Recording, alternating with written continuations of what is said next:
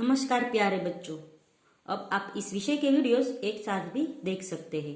इसके लिए वीडियो के नीचे मेरी चैनल का नाम है, तो चैनल में जाके प्लेलिस्ट में जाएंगी तो इस विषय के वीडियोस एक साथ देख सकेंगे। तो बच्चों, आज के वीडियो में हम सीखेंगे हिंदी कक्षा 8 द्वितीय सत्र का काव्य नंबर 5 दो है उसका स्वाध्याय। तो स्वाध्याय में पहला प्रश्न है, प्रश्नों के उत्तर लिखिए। तो पहला प्रश्न है, कबीर साई से कितना मांगते हैं? साई यानी भगवान। कबीर भगवान से कितना मांगते हैं? तो उसका जवाब है, कबीर संग्रह करना उचित नहीं समझते। वे भगवान से उतना ही अन्न और धन मांगते हैं जितना उनके परिवार के निर्वाह के लिए आवश्यक है। उनके परिवार में कोई भूखा न रहे और दरवाजे पर आया हुआ कोई साधु फकीर भी भूखा न जाए। कबीर इससे अधिक पाने की इच्छा नहीं करते। दूसरा प्रश्न है, बिना सोचे कार्य करने से क्या होता है? तो उसका जवाब है, सोच समझकर कार्य करना ही बुद्धिमानी है। बिना सोचे समझे कार्य करने से कार्य बिगड़ जाता है। कार्य बिगड़ने से पछतावा होता है। इतना ही नहीं, दुनिया में हंसी भी होती है।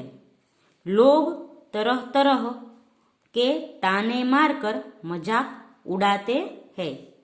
इस प्रकार बिना सोचे समझे कार्य करने वाले को उसका बुरा परिणाम भोगना पड़ता है। तीसरा प्रश्न है, चंदन और भुजंग के उदाहरण द्वारा रहीम क्या कहते हैं? तो उसका जवाब है, रहीम मानते हैं कि उत्तम स्वभाव वाला व्यक्ति बुरे लोगों के साथ रहे तो भी उनसे प्रभावित नहीं होता। चंदन के पेड़ पर सांप लिपटे रहते हैं, परंतु चंदन में उन सांपों का विष व्याप्त नहीं होता। सांपों के साथ रहकर भी चंदन उसके विष से अछूता ही रहता है। इस प्रकार चंदन और भुजंग के उदाहरण द्वारा रहीम जी कहते हैं कि अगर व्यक्ति उत्तम कोटि का है तो वह संसार में रहकर यहाँ की बुराइयों से अलिप्त रहता है। चौथा प्रश्न है, रहीम बड़े लोगों की क्या विशेषता बताते हैं?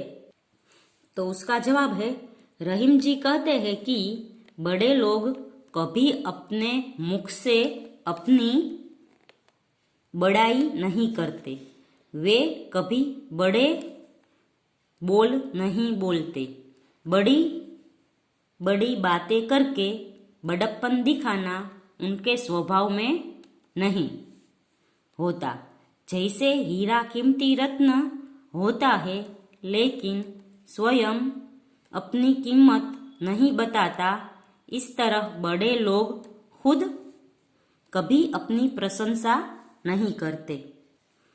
पांचवा प्रश्न है, तुलसीदास किसके घर नहीं जाना चाहते? तो उसका जवाब है, तुलसीदास अपनेपन की भावना को बहुत महत्व देते हैं। वे कहते हैं कि जिस घर के लोग हमें आया हुआ देखकर हर्ष का अनुभव न करे, हमें देखकर जिनकी आंखों में स्नेह की चमक न पैदा हो, उस घर में भले सोना बरसता हो फिर भी वे वहां जाना नहीं चाहते। आगे का प्रश्न नंबर 2 है, इस इकाई के दोहों में से आप कौन से सद्गुण ग्रहण करेंगे? तो इसका जवाब है, इस इकाई में संत कबीर जी, रहीम जी और संत तुलसीदास के दोहे दिए गए हैं। कबीर जी की सीख है कि हम आवश्यकता से अधिक पाने की इच्छा न रखें। जो भी काम करे सोच समझकर करे। अपने मुख से अपनी प्रशंसा करने से बचे। बिना स्वार्थ सबका भला चाहे।